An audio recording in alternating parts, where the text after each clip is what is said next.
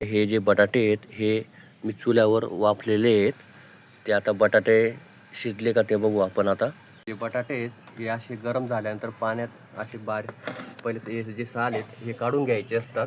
हे साल काढल्यानंतर हे जे असे झाल्यानंतर त्याला असं बारीक पेस्ट करायचं असतं. बटाट्याची पूर्ण पेस्ट एकदम बारीक पेस्ट करायचं.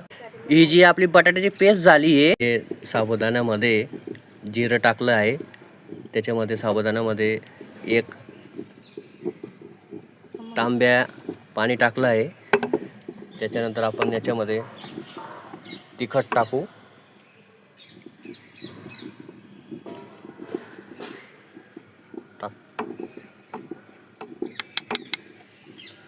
असं आपल्या चवीनुसार हे तिखट टाकायचं असतं.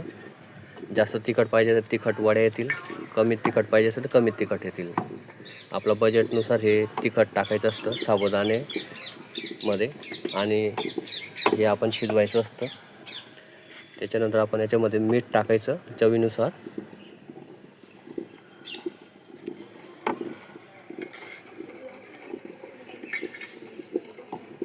हे बघा, ही आपली जी परिवार सोयाबीन तेलची जी पिशवी असते तिला छोटंसं बारीक असं होल पाडायचं असतं आणि होल पाडल्यानंतर अशा चकल्या तयार करायच्या असतात. हे असे चकले येतात तयार. हे बघा किती छान तयार करतात. गोल गोल चकल्या येतात ते असे मस्त. हे बघा साबुदाणे आणि बटाट्याचे चकले आहेत. त्यांना पण 2 ते 3 दिवस सुकवावं लागतात आणि एक नंबर येतात.